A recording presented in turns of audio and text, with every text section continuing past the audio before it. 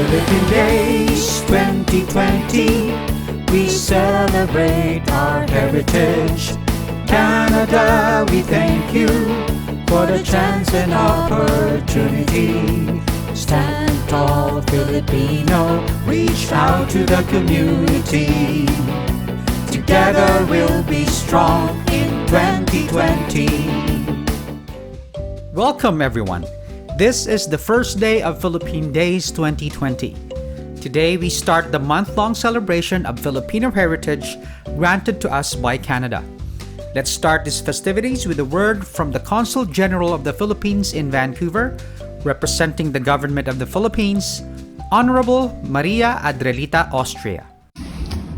Mga kababayan, today marks the first day of our month-long celebration of Philippine Heritage Month, a very unique honor conferred by the Canadian government on our community and a recognition of all the contributions made by our people to this country. In the past years, we have always come together to celebrate this very special occasion. Nakakalungkot pong isipin that this year we will not be able to celebrate in the usual manner we have been accustomed to. Therefore, I am very honored to usher in an alternative celebration called Tatlumpung Araw ng Himig ng Pilipino, Isang Pagbubunyi. In this manner, we are able to mark as a community this very important occasion. We are able to showcase our culture and the talents of our people. Most importantly, we are able to celebrate our history both in the Philippines and Canada, and celebrate our unique contributions to this country. Ito po ay para sa inyo, sa mga magigiting na frontliners tulad ni Warlito Valdez, at para sa napakarami pa nating kababayan na nagsasakripisyo para po sa ating bayan. By your work and your sacrifices, you have demonstrated the finest qualities of our people. In these most challenging times, we have shown them who we are and what we are capable of. Together with the Philippine Base and the MV Bases team, the men and women of the Philippine Consulate General invite you to join us in this 30-day journey. Tatlumpung Araw ng Himig ng Pilipino, Isang Pagbubunyi. Mabuhay, and may God continue to bless our community. Thank you. Let's lend our ears for a message from the Member of Parliament of North Vancouver, representing the Government of Canada, Honorable Jonathan Wilkinson.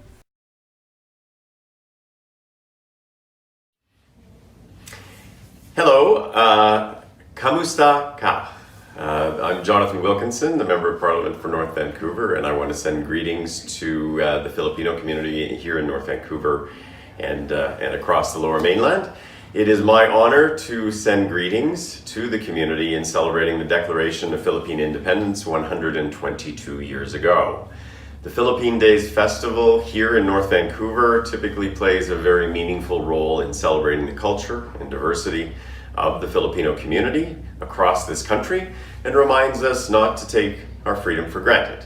With this year's theme being a tribute to seniors, aged, veterans, and the elders, it is an opportunity for the Filipino community to share and showcase their culture and traditions while demonstrating fellowship in our community. Across Canada, the Filipino community plays a fundamental role in our society, often dedicating their lives to the well-being of their families, their friends, and their community. Certainly, this has been a challenging time over the past number of months, and this year's festivities will be held very differently. Large celebrations will not be able to happen with friends and family in the same way as normally would be the case, as we must practice physical distancing to keep our community safe. I know this is difficult, but I also know that we will get through this together. I also extend my best wishes to all those celebrating Philippine Independence Day here in Canada and around the world. I will miss not being part of the celebrations at the park in North Vancouver, but I certainly look forward to celebrating in my own way, and certainly, hopefully, to celebrating in the park next year. Mabuhay po kayong lahat. The following presentations are the Filipino community's way of celebrating their heritage. We, Filipino Canadians, hope you enjoy them as much as we did preparing them. Happy Filipino Heritage Month, everyone! Most of Philippine folk songs describe the simple and relaxed life of the countryside. This manner of writing music extended to well-loved Filipino composers like Levi Celerio, This next song, written by Mr. Celerio, talks about a type of bird that commonly roams around Philippine towns. It is a short, light, and a bit sad story of an incident involving a bird called Pipit. This next performance is brought to you by Anyone Can Act Theater Productions. Here it is, Levi Celerio's Ang Pipit.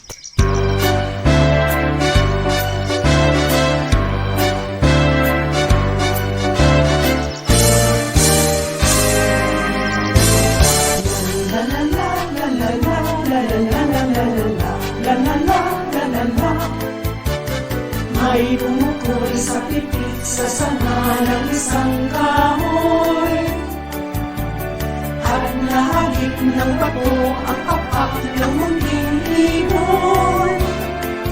Dahil sa sakit, di na nakaya ang lumipad at ang nangyari ay nahulog, ngunit parang taong lumikha.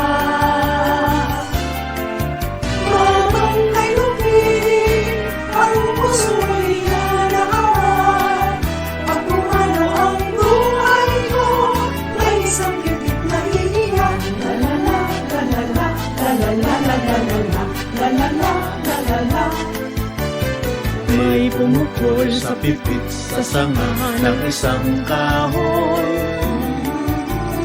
at nahagip ng bato ang papak ng munting ibon.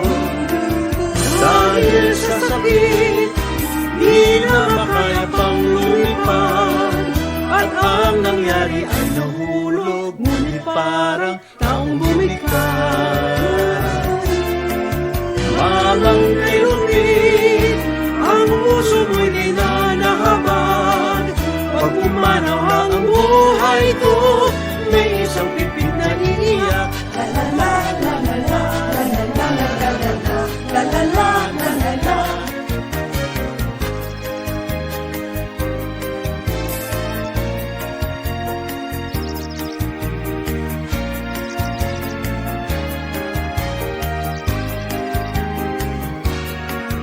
Dahil sa sakit, di na nakaya pang lumipad at ang nangyari ay nahulog, ngunit parang taong lumikas. Habang kay lumit, ang puso mo'y di na nahabag. Pag pumanaw ang buhay ko, may isang higit na iiyak. La la la la la la la la la la la la la la la. Sanga ng isang kahoy at nahagip ng bato ang papak ng munting ibon. Dahil sa sakit, di na nakaya pang lumipad at ang nangyari ay nahulog, ngunit parang taong lumikas. Habang kay lumit, ang puso ay di na nahabag. Pag pumanaw ang buhay ko, may isang pipit na iiyak. La la la la la la la la la la la la. La la la la la la la la la la la la. La la la la la la la la la la la la la. La la la la la la la la la la la la.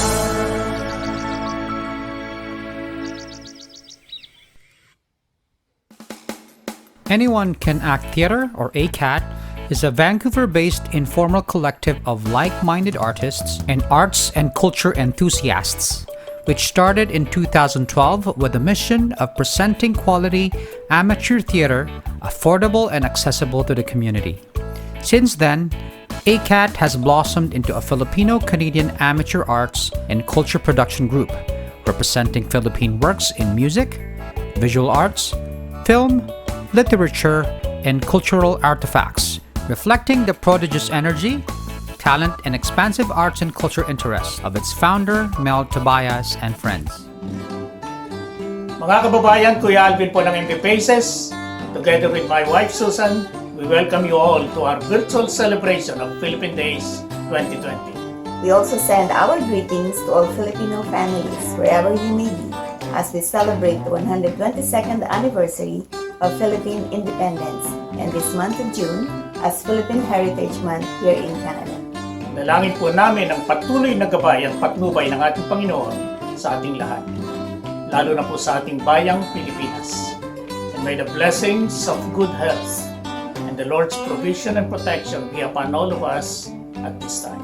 So from our family to yours, may God's grace fill our hearts with joy and our homes with His boundless love. Mabuhay po kayo, kabayang Canadians!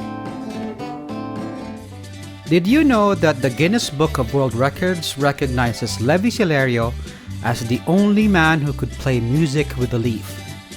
According to his daughter, he first learned to play the leaf as an instrument during the Second World War.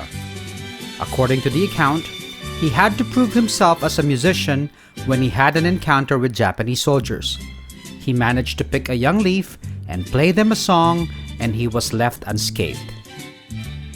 Here's a greeting from Tita Sok of MV Paces. Socorro Laurel po ito of MV Paces. You are watching Philippine Days 2020. Our honors and greetings to all the seniors in our community as we reminisce precious memories through the music of yesteryears that captured our hearts. And thank you, Canada, for your guidance, loving care, and support to all of us. Mabuhay po kayo, kabayang Canadians! Salamat po! Here is a simple violin-piano duo rendition of Ang Pipit to be played by the Rosario Strings.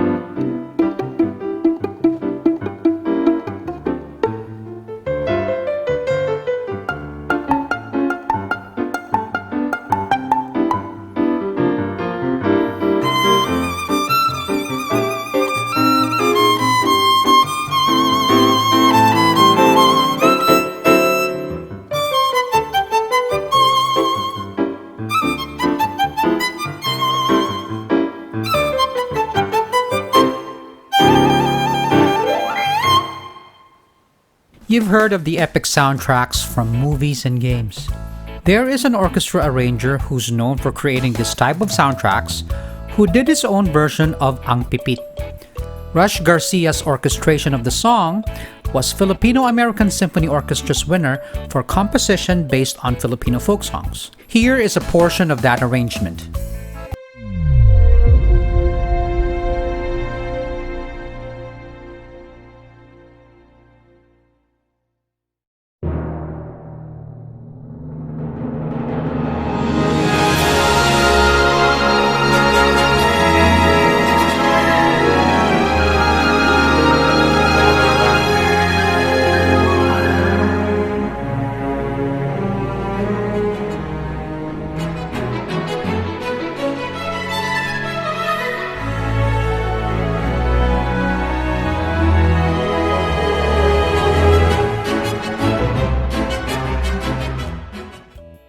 Please visit Rush Garcia's YouTube channel to hear the full work and more of his amazing orchestrations. You can find his link on our Facebook page. Thank you to all essential workers for keeping us safe and healthy. To all of you staying at home, thank you. We will get through this. This is Agnes Meyer, member of Victoria Filipino Canadian Association, Victoria, British Columbia. Mabuhay ka, kabayang Canadian. Salawikain is the term for Filipino proverbs or sayings. For today's Salawikain, here is Grace. Ang hindi lumingon sa pinanggalingan ay hindi makakarating sa paroroonan. A person who does not remember where he came from will never reach his destination.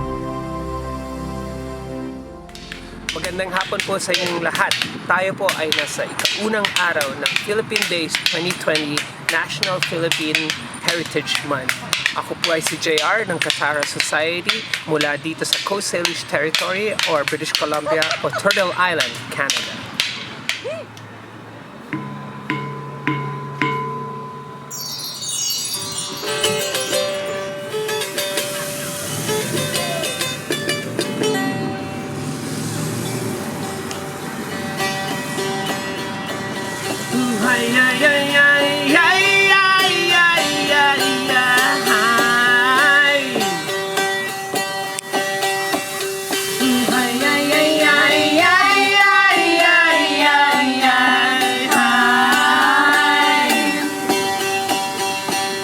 Hintuhay ng mga palay sa hangin sabay na kumakaway. Halina at pakinggan mo biyayang dulot ng buhay. Agos ng mga batis ay may awit at mga tulad. Isang-isal ng daigdig, alay kay magbabayan. Golden stalks of rice swaying with the wind. Come and gather these blessings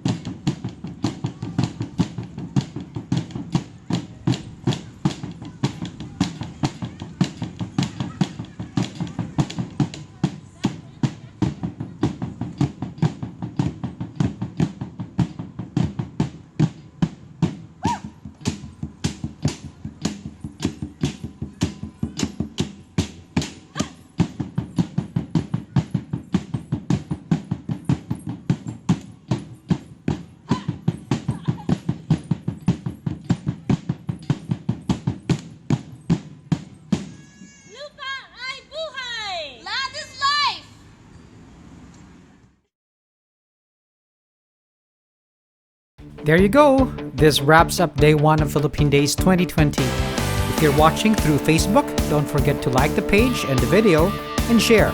If you're watching through YouTube, don't forget to like, subscribe, and share. Tune in again tomorrow noon for day 2 of Philippine Days 2020. In behalf of MV Paces, City of North Vancouver, District of North Vancouver, North Vancouver Recreation and Culture Commission, and the Philippine Consulate General of Vancouver, stay safe and God bless. Mabuhay po kayong lahat, kabayang Canadians. Philippine Days 2020, ipagdiwang ating kalahian. Canada, salamat sa paglaan ng isang buwan. Taas noo, Pilipino, ipakita sa paligid mo. Sama-samang titindig sa 2020.